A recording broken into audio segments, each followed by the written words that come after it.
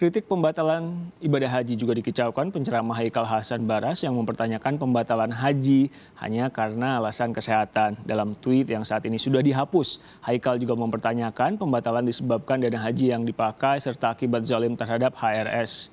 Tanda tanya. Kicauan Haikal diunggah 4 Juni kemarin.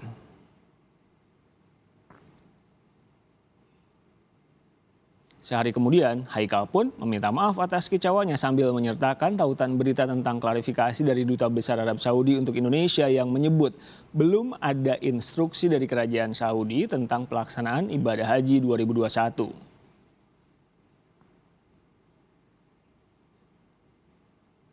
Wakil Ketua MPR Jazilul Fawait meminta masyarakat menghentikan polemik dan fitnah terkait pembatalan keberangkatan haji oleh pemerintah. Jazilul menyebut Menteri Agama mengambil sikap untuk keselamatan jiwa calon jemaah haji di tengah kondisi pandemi.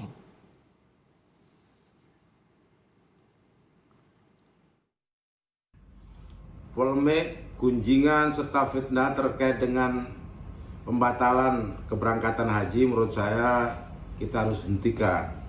Dan kepada umat Islam Indonesia harus memahami betul bahwa pemerintah mengambil atau Menteri Agama mengambil langkah itu untuk keselamatan jiwa kita. Pemberhentian keberangkatan jamaah haji Indonesia semata-mata demi menyelamatkan jiwa umat Islam yang mau berangkat haji.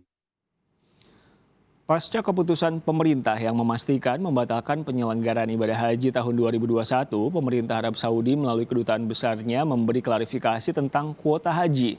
Di antaranya soal bantahan adanya 11 negara yang sudah mendapatkan kuota haji. Surat dikirimkan kepada Ketua DPR Puan Maharani pasca ada pernyataan dari sejumlah anggota DPR soal kuota haji.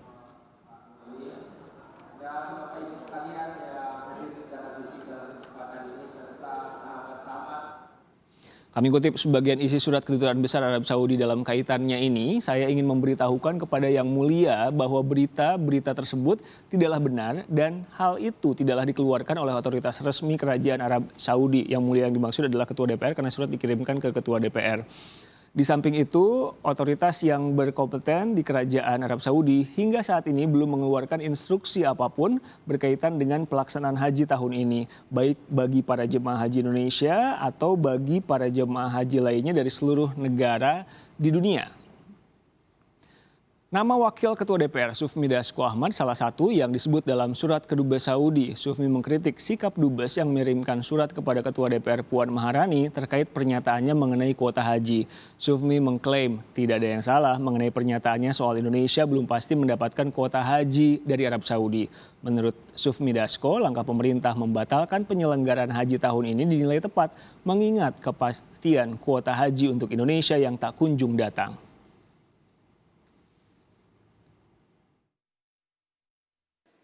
Sampai tanggal 28 Mei, limit waktu yang seharusnya kita mempersiapkan haji, itu kita belum mendapat kepastian dari pemerintah Arab Saudi.